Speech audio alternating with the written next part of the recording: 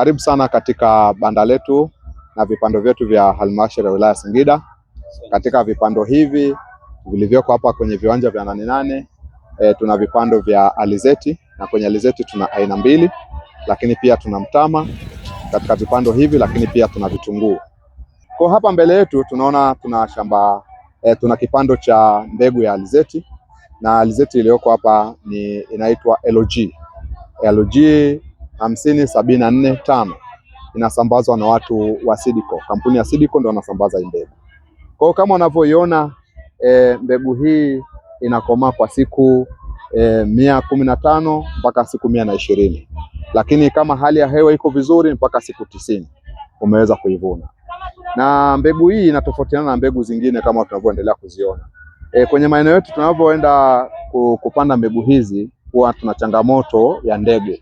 Sasa ukiangalia alizeti hii jinsi ilivyokaa, imeinama tofauti na alizeti nyingine. Ukiangalia ile alizeti pale yenyewe kichwa chake kimenyanyuka, lakini ukiangalia alizeti hii imejificha, na hata ukiangalia huku ndani huku unaona kabisa alizeti yenyewe imefichwa na majani, kwamba hata ndege sasa kuja kuingia huku kuigusa na kuila wakati imeiva inakuwa ni changamoto. Kwa hiyo hawezi kuivamia kama alizeti aina nyingine.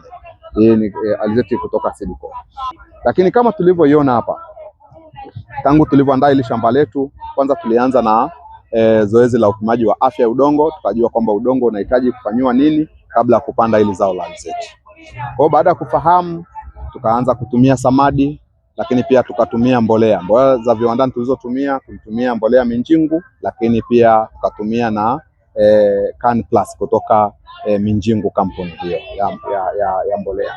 Na tulivyopanda hii alizeti yetu, wakati wa kupanda kutoka mstari hadi mstari tumetumia sentimita 60 sawa na rula 2, lakini kutoka mche mmoja kwenda mche mwingine kama unavyoona hapo, kutoka mche mmoja pale kwenda mche mwingine tumetumia sentimita 30. Kwa wakati tulipanda kwa kutumia mbolea samadi, tuliweka kwenye shamba letu, tukatumia na mbolea ya samadi, lakini pia tukaambiwa virutubisho vingine vilipungua, tukaambiwa tutumie virutubisho kutoka kwenye mbolea za kupandia na kukuzia. Kwa hiyo kwenye kupandia tulitumia mbolea Minjingu, lakini wakati wa kukuzia tulitumia Can Plus kutoka Minjingu. Kwa hiyo wakati wa kupanda tuliweka gramu 5 ya mbolea ya kupandia, ile ambayo nilisema ni ya Minjingu ndio.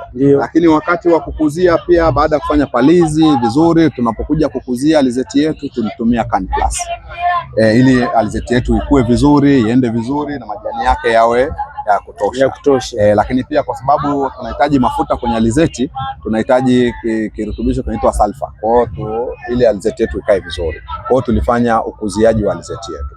Kwa hiyo mpaka unapoiona sasa ilipofikia hapa, ina siku 70 mpaka ilipofikia hapa, na tulisema ina siku 90 mpaka siku 120 kuweza kukomaa. Hebu nataka nikuulize kwanza kidogo kwanza. Inapoota ina maana booster mtumii? Booster inategemea kama kuna mapungufu, lakini kwetu sisi hapa tujatumia booster. Tumetumia tu mbolea kupandia na mbolea kukuzia. Lakini pia kama kuna uwezekano wa virutubisho kupungua, na ripoti na shauri ya upimaji wa afya ya udongo, kwa booster pia, kwa sababu tunafanya uongezaji wa virutubisho, tunaweza pia tukapulizia.